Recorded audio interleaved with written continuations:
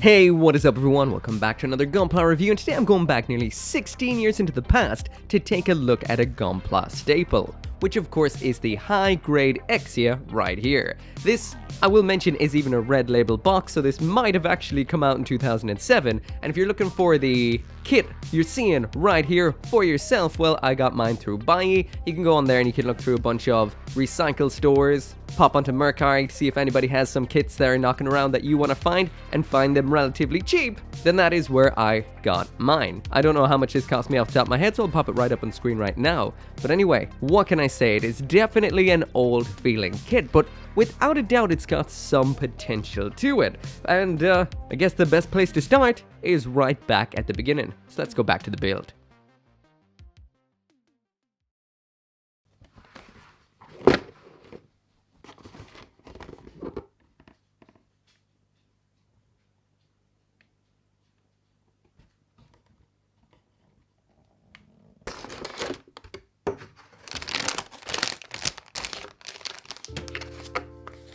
So when it comes to the plastic inside of this box, this is a little bit on the dated side color separation wise. This is a kit from 2007, so it's about 16 years old now, which is absolutely crazy. But we do have some color separation on the A runner here of blue, red, yellow, and some clear parts up here as well.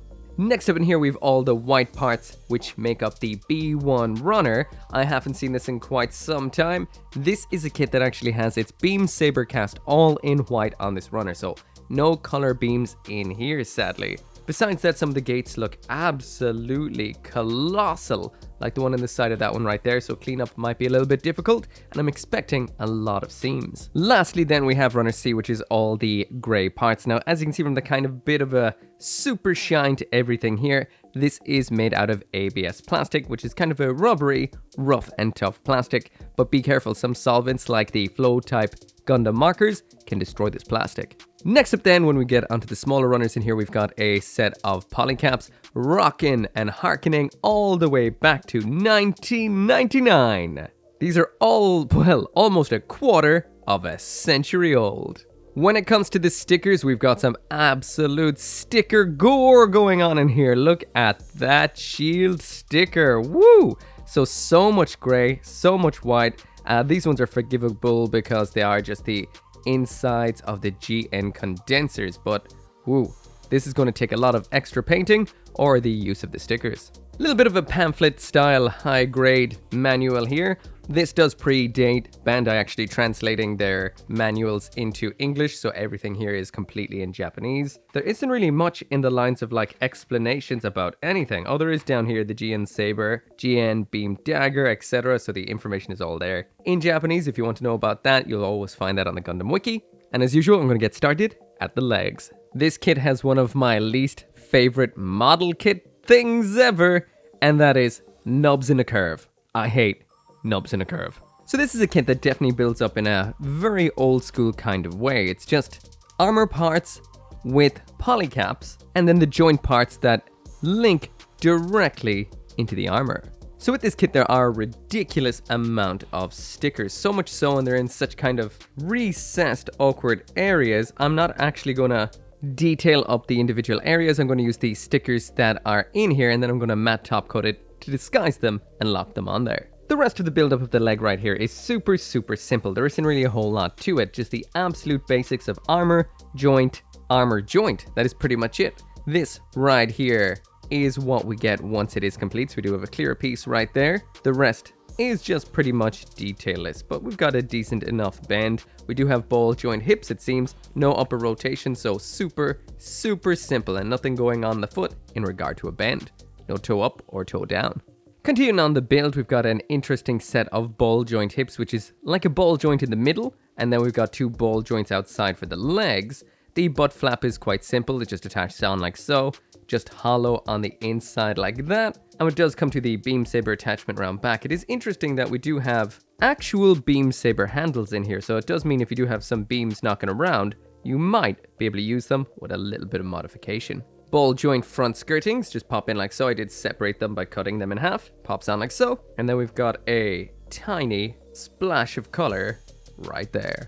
And you know what? That would look even better if it was the right way around. Actually, I think that's something you can't do in modern kits. You can't put on something upside down. That's a older kit exclusive. So we've got another super old school aspect here. This right here, this polycap that I'm throwing right on in, this is the closest thing we have to an ab crunch here. That is all. Otherwise, the solid segment that is this thing's abdomen, or should I say torso, has no articulation whatsoever. So the building up of the torso, again, it's just layer upon layer upon layer for each actual color. There is no real moving gimmicks besides what we're about to take a look at right here. Now this is one of the worst gunpla designs I've ever come across. I know this from the amazing Exia, and that is this piece of plastic attaches onto a ball joint right here. Make sure that's clipped on properly like so.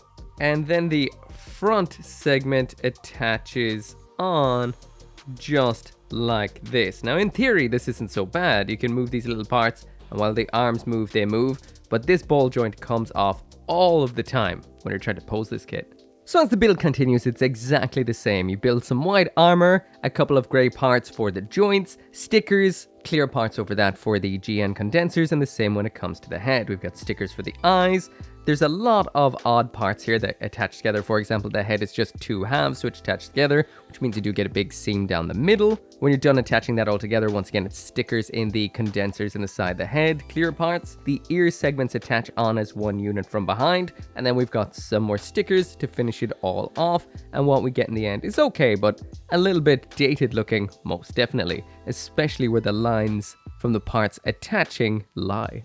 So continuing on with the build, and everything is pretty much the same as before. Now when we get to the actual weapons, this is where the color separation really shits the bed. You don't really get a whole lot of colors when it comes to a lot of things. For example, with the GN swords, they're just white with a little bit of blue attached onto them, so they're missing a lot of grey and a lot of detailing. With my favorite weapon of all time, which is the GN sword, this is quite plain, but when it comes to the color accuracy, it's not so bad. We could have some grey on the inside of the shield, which would be good, and the blade of course would look better if it was in a nice kind of chrome or metallic shade to separate the blade from the rest of the weapon, but otherwise that one's pretty good. Finally then we have the shield, and this is okay. For the most part you get all of the colors, a nice layering of grey underneath and blue on the outside, but we are missing a whole bunch of white. Get a sticker for right here if you do want to use that to color correct the shield. So now onto the final assembly, and definitely a very simple kit. For example, attaching the waist unit onto the main body is just a simple peg. There is no ab crunch or anything similar whatsoever. When it comes to the assembly of the legs, it is the dreaded old school ball and socket joint and no upper leg rotation. There is leg the second. They do hold on tight, however. The arms are just simple pegs. There's a little bit of movement in the body, not a whole lot, so the articulation here is definitely going to be a bit basic. And finishing it off then with the head, once again, not a lot in regard to the articulation. A little bit plain. So yeah, that is exactly what this kit looked like out of box. Now, I wanted it to be a little bit better for display to go in with my high-grade collection of Gundams, main Gundams, but at the same time, I don't like to overdo anything to a kit because I want to keep it close enough to what it's like out of box. So what I did with this was just a couple of simple fixes. With the Exia itself, I did panel line this with the flow type panel liners. The ones that fill in the lines for you, you just touch them against the side of the plastic and they fill it in, and then you can clean it off afterwards super easily. Now, warning here, do not use this on any of the grey parts because that's ABS and the solvent in these particular pens will damage that plastic. So I just used it on the outer armor. After that, I did hit it with a flat matte top coat by Mr. Hobby just to make it look a little bit more premium, take away that plastic shine. And when it did come to the weapons, I did want to give them a little bit more than they came out of box with, especially the GN Sword and Shield, which is a pair of weapons I love, but out of box are extremely plain. When it comes to primer paints, I always go with Warhammer paints because they always do the job. They're colored, they prime at the same time, and they are bulletproof. So for the greys I wanted to deal with on the GN Sword, which was missing some greys, I used Mechanicus Standard Grey. I just masked off any of the parts I didn't want to get hit with the grey, and then just sprayed it once and once only. I will mention this grey is a little bit greener than actual Bandai plastic grey, but it's close enough. For the white on the shield, I just masked this off and then hit it with White Scar, once again by Citadel. 2 coats for that particular paint. And then for the blade of the GN sword, which I wanted to look a little bit more metallic than just ABS shiny grey, I 2-step attacked this with Citadel's Lead Belcher, and then I finished it off with Tamiya's Silver Leaf, just to give it a little bit more of a premium, shiny, silver kind of feel. But anyway, let's check out the Exia first, and we'll get to those weapons a little bit later on. So now jumping into the aesthetics with the high-grade Gundam Exia. Now like I mentioned, out of box this has a lot of old school issues with it. Definitely not as awesome as we'd be seeing with modern high grades like the likes from the Witch from Mercury. But still, all the basics are where they need to be. So first off, if you take the overall silhouette of this kit right here, this is without a doubt Exia. Now the only things I did with this was I pointed the blade antenna, just took off the safety nubs from that V-fin just to make it look a little bit more dynamic. And besides that, I just used the included stickers and then a matte top coat to kind of hide them, blend them in a little bit more because they do have a little bit of a shine compared to the actual plastic on the kit. You can tell them apart at any kind of distance. Finally then, I did make sure to mask off the GN condensers before spraying this with a matte top coat so they remain shiny, but otherwise this is pretty much what we get out of box with a little bit of basic extra effort. So overall, when it does come to the Exia right here, it is decent enough considering its age, but a lot of the color on here is separated with stickers. The grey on the front skirting there, the grey on the sides of the arms, these blue segments here in the front of the legs, which is the GN condensers, on the head, the eyes, the back of the head, inside all of the condensers, that is stickers. Now, a lot of these would be stickers in every version of the Exia, and technically, there is no, as far as I'm concerned, perfect version of the Exia available just yet.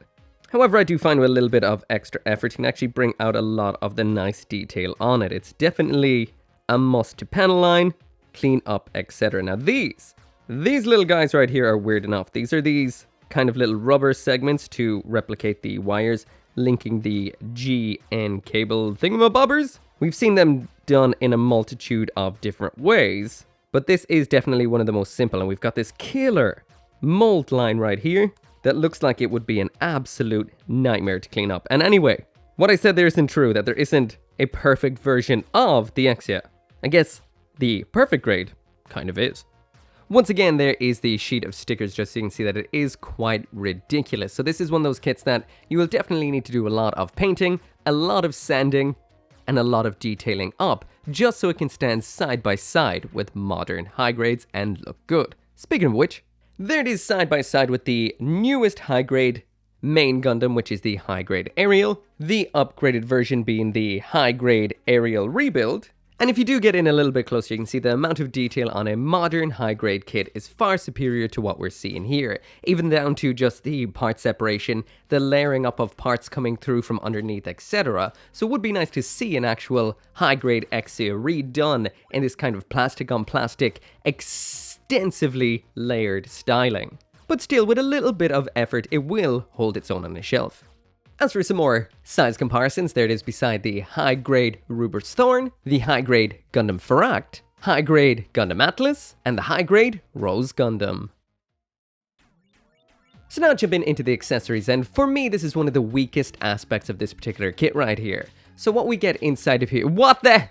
That is not okay. I draw the line there at that there beam saber. Anyway, I digress. What we get in here is the GN sword, the GN shield, this excuse for a beam saber, the GN long blade and short blade, 2 adapters for attaching the blades onto the hips, a little bit of a privacy hole cover for the crotch, and finally we do get an alternate widespread left hand, which is a very, very nice addition. So I guess, what can I say? Let's take a look at everything one at a time.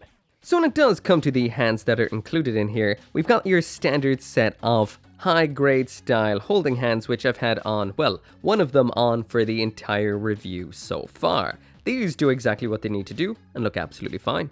We also do have an alternate left hand in here, which is always incredibly, incredibly nice. This is a widespread left hand, and it looks incredible. I am impressed by the sculpt here. So moving through the weapons now, and we've got this, which is the single beam saber that we have in here. I have never seen the likes of something like this outside of an SD kit, so that shows how far back I've kind of went when it comes to high grades. So this right here is cast entirely in white and white only. Again, the sculpt is not so bad, it's just a case of the fact that you will have to paint the beam that is a pain in the butt. Also, the fact that it will never be transparent, except I will mention that every single one of these beam sabers attached onto Exia is removable. That is the ones up on the shoulders, as well as the ones down here in a nice little bit of a pivot on the butt flap. These can be pulled off just like so. Although this doesn't have the correct size hole in the end, it shouldn't be too hard to modify a beam, especially one from a kit that does have the flat beams, like something from Build Divers or from Gundam Age.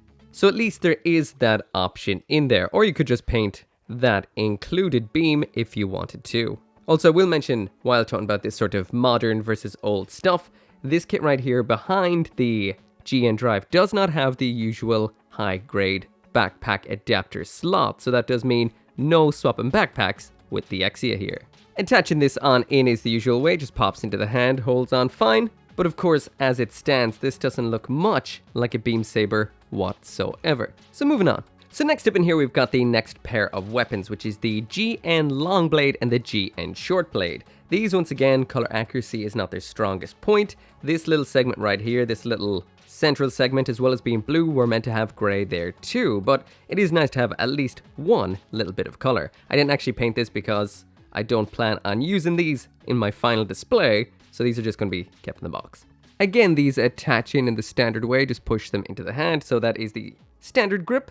Flip an Exia around to the other side to test out that reverse grip, which it should be able to do, and yeah, no problem whatsoever.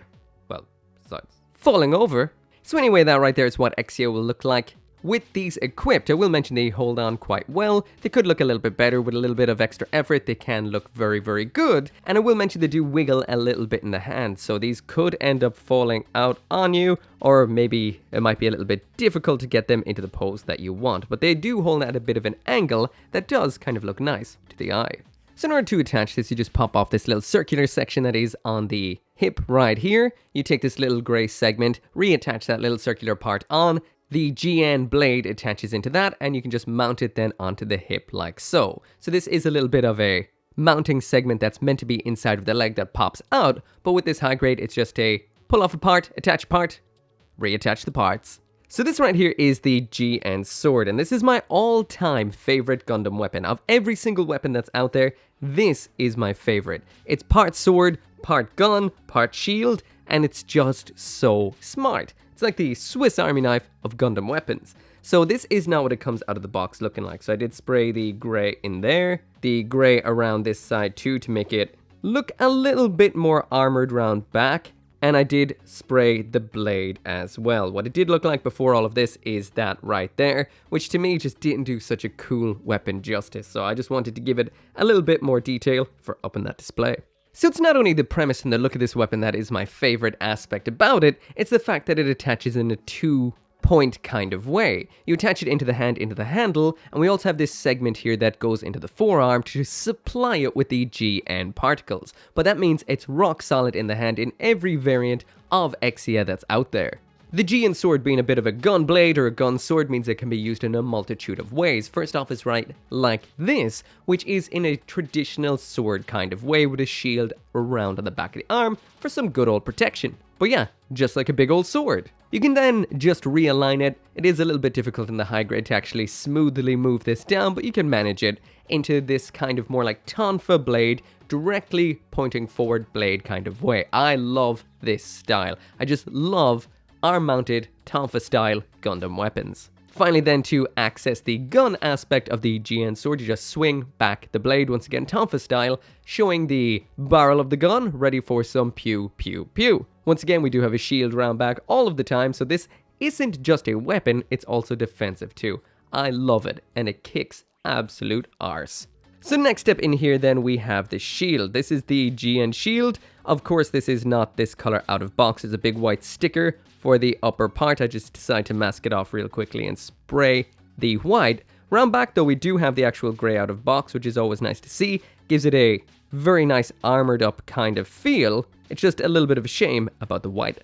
Just like with the GN sword, this attaches into the forearm power segment, just like so. That attaches on very simply. It does have a point of rotation right here, so you can move it around so it doesn't get in the way of the shoulder armor or what have you. And yeah, simple, but it matches up very nicely with the GN sword for one of my all-time favorite simple yet awesome loadouts.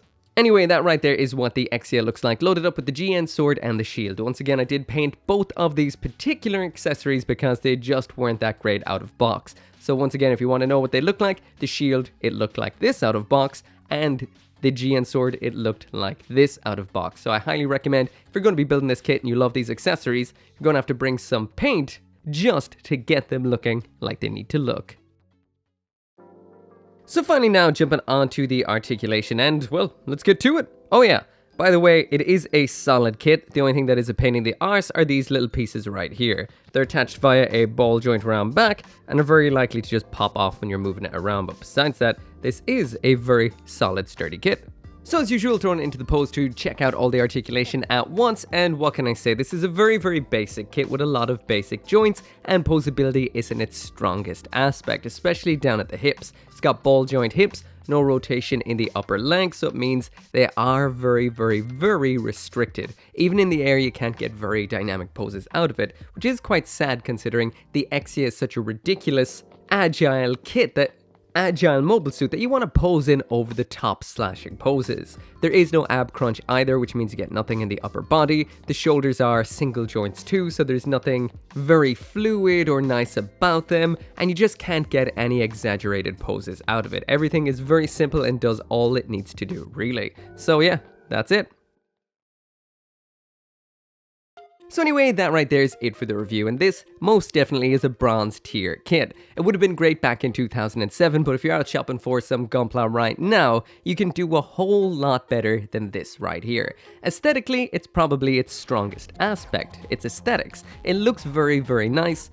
Sure, it does lack a lot of color separation, a lot that you will need to use the stickers or paint for, but the basics are all there. There's nice panel lines, the sculpt is quite good, and the silhouette in general looks nice. But all of the kind of annoying things about older model kits, like seam lines that need to be filled, mold lines that need to be removed, parts that need to be detailed up, there's a lot of that. Accessories, once again, these need to be detailed up, but the basics, the structure is there yet again. If you don't mind painting your kits or even flat out love it, then this will be a perfect little project. They do what they need to do, and for the most part, look quite good, especially the GN sword and the GN shield.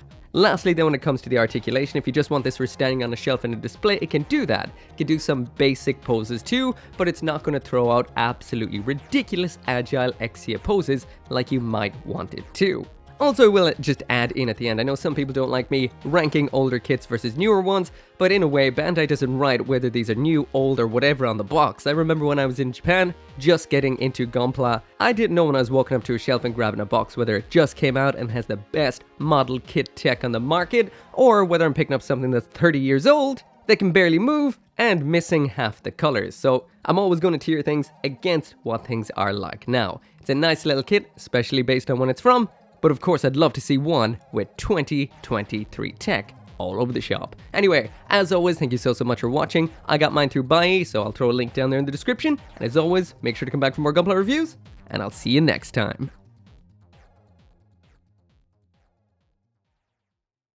Once again, this video right here, and none of these videos would be possible without each and every single one of you guys who watches my videos, and special thanks to those of you who are supporting me over on Patreon and here on the channel memberships, including 10 Soldier YT, Caleb Engelhart, Dashil Marmion, Go Little Rockstar, Joe, Lauren Seahack, Org59061, and Van Fawn.